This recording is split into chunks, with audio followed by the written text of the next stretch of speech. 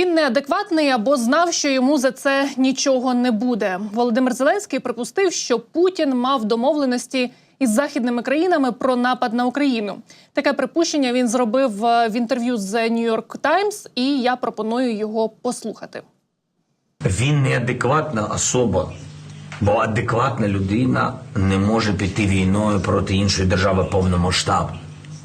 Він неадекватна, або він знав, що йому за це нічого не буде, а значить були ті чи інші діалоги з іншими країнами. І про це я навіть не хочу думати, бо це просто тоді це не партнерство, а гра за спиною, і це зрадництво, повне зрадництво. Тому давайте подумаємо все ж таки, що у нього не було домовленості, а він просто неадекват, який вирішив, що ніхто не буде захищати Україну, і він може захопити повністю нас і знищити.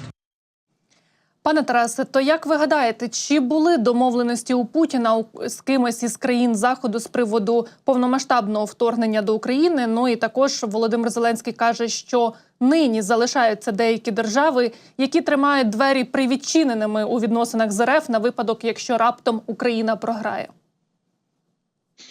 Я не можу цього знати.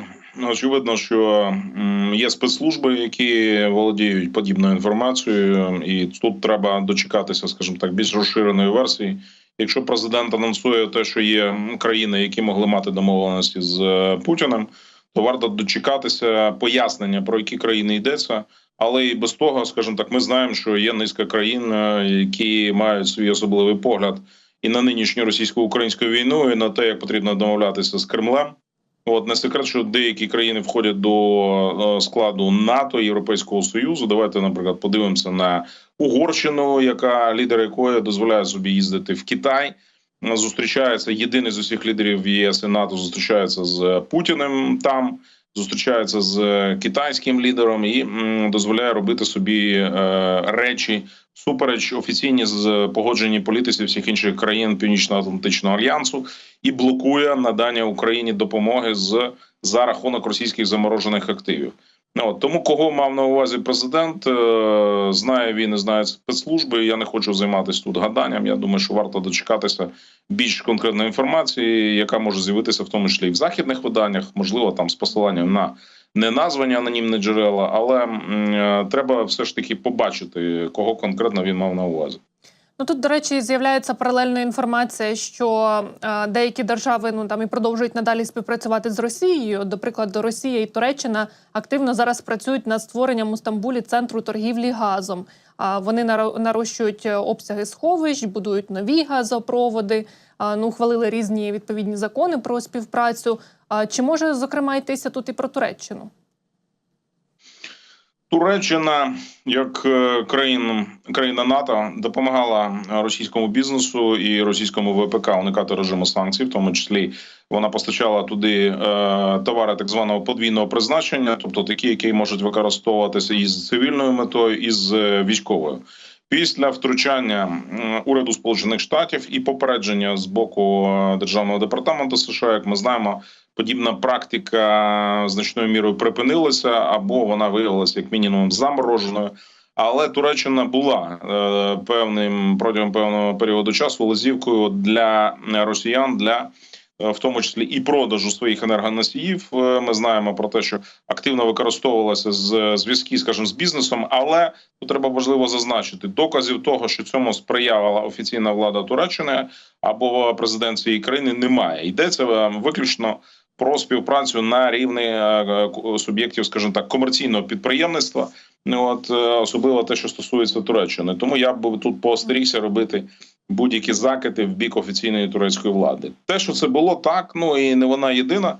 Ми можемо згадати, що президент називав, що, наприклад, в іранських шахедах, які збивалися над Україною, були запчастини понад десятка західних країн, в числі яких були, в тому числі це було виробництво Сполучених Штатів, Великобританії, Польщі, наскільки я так пам'ятаю, і деяких інших наших західних партнерів.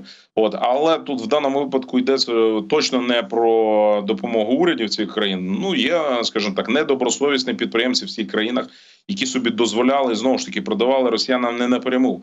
Вони могли продавати через другі, треті руки, знову ж таки. Держава Габон стала найбільшим постачальником, африканська країна стала найбільшим постачальником в Росію запчастин до авіаційної техніки, які купляються в тому числі і для американських літаків Боїнг. Чи це означає, що Габон ці деталі виробляє? Ні, він просто один з посередників, який використовується. Це приблизно, знаєте, як свого часу анекдот. Чому Білорусь стала морською державою? Хіба? Так, бо вона стала найбільшим постачальником креветок і устриць до Росії. А це, до речі, не жарт, так і було. Просто свого часу, поки були запроваджені санкції проти російського бізнесу і проти Лукашенка вони ще не діяли, вони таким чином працювали. Вірменія доклала руки до цього, ми знаємо, раніше. Казахстан дуже активно допомагав і продовжує, до речі, допомагати Казахстан постачанню цих технологій подвійного призначення з інших країн. Китайський бізнес до певної міри допомагав, але після останнього візиту Путіна до Пекіна ми бачимо, що досягти проривних домовленостей так і не вдалося. Чому зараз Путін, полетівши з державним візитом до Узбекистана, просить владу цієї країни посприяти в продажу через Узбекистан російського газу, тому що Китай не погодився, не пристав на російські пропозиції. До речі, Зеленський каже, що Путін, очевидно, знав, що йому за напад на Україну нічого не буде. А я згадую, що напередодні повномасштабного вторгнення у Путіна було багато різноманітних офіційних представників країн Заходу, і Шольц, і Макрон, і вони там, можливо, намагалися його переконати не робити цей крок. А чи могли вони тоді, навпаки, якось налякати Путіна і дійсно поставити якісь такі ультиматуми, щоб він не розпочав цю війну? На той момент, будемо казати, ті західні лідери, які ще мали рівень спілкування з Путіним, в числі яких були і названі вами, вони мали ілюзії стосовно того, що з росіянами можна домовитися і що Путін може дотримуватися будь-яких домовленостей. Тому і Макрон, і Шольц, і низка інших західних політиків, вони уникали цих ультиматумів, а деякі уникають по сьогоднішній день, вважаючи, що це призведе до рівня непотрібної зайвої ескалації. Але треба сказати, що Путін своїми діями зробив величезну еволюцію в свідомості цих західних політиків. І тому зараз уже, я думаю, що в такому ключі, дещо наївному, зараз уже не мислять ніхто з західних політиків. Всі прекрасно розуміють, що мають справу з військовим злочинцем. Інша річ, що для Заходу принципово важливо тримати рівень дискусії і зберігати канали комунікації з Путіним, і вони продовжують зберігатися і по лінії Сполучених Штатів, і по лінії європейських урядів.